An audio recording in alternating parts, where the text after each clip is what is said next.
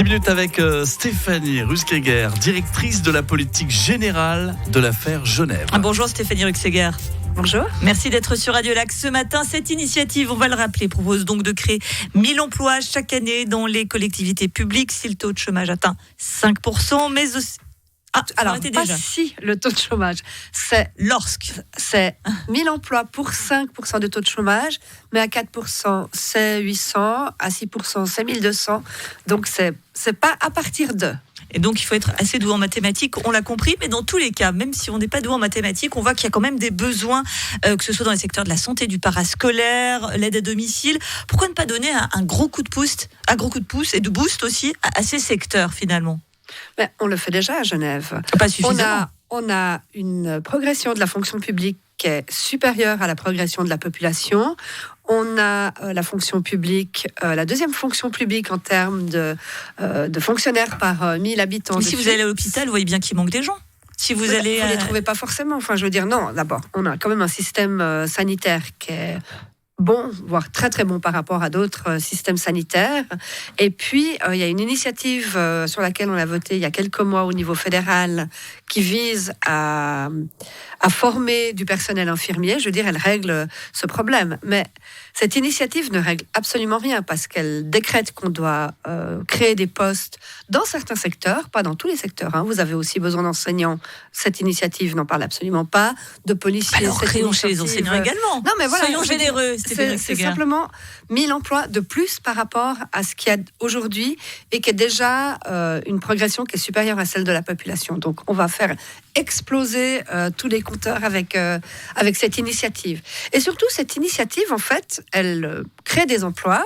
Puis elle dit, il y a des gens au chômage et on n'a qu'à leur offrir ces emplois. Mais enfin, je veux dire, un poste d'infirmier, un poste d'ingénieur en transition énergétique, etc. Enfin, ça demande une formation. Et cette initiative n'en parle absolument pas. Donc, c'est un leurre total. C'est juste une initiative qui vise à créer de la fonction publique, mais en tout cas pas à résoudre le problème du chômage à Genève. Mais alors la formation, va falloir vous tourner vers les députés de droite, puisqu'ils ont refusé le contre-projet qui souhaitait améliorer l'employabilité des personnes. Le PLR, va falloir lui dire que ça va pas. Alors, quel est le contre-projet à cette initiative ? Oui, tout à fait, ce contre-projet, ils ont dit non.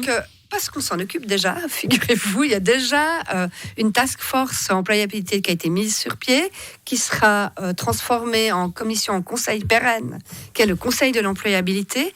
Et malheureusement, dans ce conseil, dans cette task force, en tout cas dans un premier temps, les syndicats ont été mous, voire absents.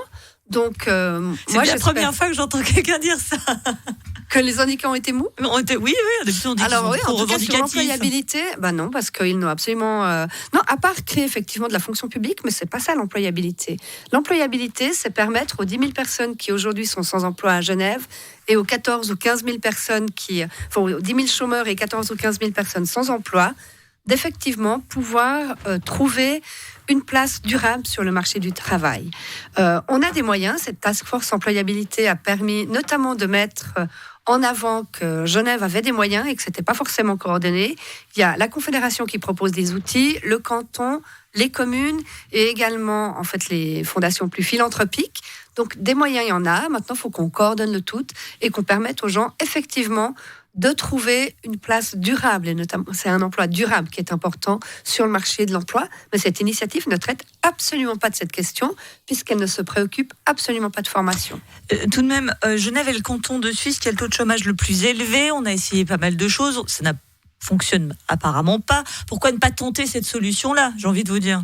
Parce que c'est pas une solution. Tout d'abord, il faut quand même rappeler que le taux de chômage à Genève, alors certes, il est le plus élevé ou l'un des plus élevés de Suisse, parce qu'on se bat quelquefois avec Neuchâtel, me semble-t-il, dans ce triste palmarès, mais le taux de chômage est le plus bas depuis 20 ans. Donc, on a... Et pour les personnes qui sont au chômage, vous comprendrez qu'elles ont du mal à l'entendre. Oui, bien sûr, mais le taux de chômage est le plus bas depuis 20 ans. À Genève, alors même si cela peut choquer effectivement pour les personnes qui sont sans emploi, mais on n'a pas de problème d'emploi puisqu'on a 400 000 emplois pour une population active de 236 000 personnes. Donc les emplois, ils sont là. Il n'y a pas besoin de créer des emplois et l'économie se charge très bien de les créer. Il n'y a pas besoin de demander à l'État de le faire. Ça fonctionne à Genève. Maintenant, ce qui ne fonctionne pas ou pas suffisamment bien, c'est l'adéquation entre les besoins de l'économie et des emplois qui sont proposés sur le marché du travail et puis le profil des personnes qui sont sans emploi. Et c'est véritablement là-dessus qu'il faut travailler. Et l'initiative, de nouveau, ne traite absolument pas de cette question. Cette initiative est une machine à créer de la fonction publique et à créer du déficit, c'est rien d'autre. Ces personnes qui sont au chômage, elles, même si c'est assez délicat de le dire ainsi, mais elles coûtent aussi de l'argent à l'État de Genève. Cet argent, on pourrait bien le mettre dans ces emplois-là ? Mais non. De nouveau, toujours pas. Non, toujours pas. Si vous n'avez pas formé les gens, ça ne sert à rien. Vous n'allez pas quelqu'un qui est au chômage, vous pouvez le former et l'embaucher par l'État. Alors, le former, et faut trouver des moyens. Et cette initiative n'en parle pas. Hein. Mais de nouveau, c'est précisément ce que souhaite faire ce Conseil de l'employabilité. C'est là-dessus qu'il faut travailler. Mais le but, c'est pas que l'État crée des emplois, c'est que l'économie crée des emplois. Et l'économie, de nouveau, le fait magnifiquement bien à Genève, puisqu'on crée beaucoup d'emplois. On crée des emplois aussi à valeur ajoutée qui permettent d'avoir les salaires parmi les plus élevés au monde, qui permettent la redistribution à travers la valeur ajoutée et puis les ressources fiscales que cela induit. Donc, ne mettons pas ce système à mal. Il fonctionne. Je rappelle que Genève, si elle n'a pas de problème d'emploi, si le canton n'a pas de problème d'emploi, n'a pas non plus de problème de recettes, puisque ça fait plusieurs années qu'on fait des bénéfices, notamment grâce aux grandes entreprises. Par contre, Genève a un problème de dépenses. Et là, cette initiative, elle accentue encore le problème. Donc, on va à l'envers du bon sens. Merci beaucoup Stéphanie Ruxeguer, directrice de la politique générale de l'affaire Genève forte et les syndicats mous, on l'aura compris. Merci d'avoir été sur Radio Lac. Merci beaucoup. Radio Lac.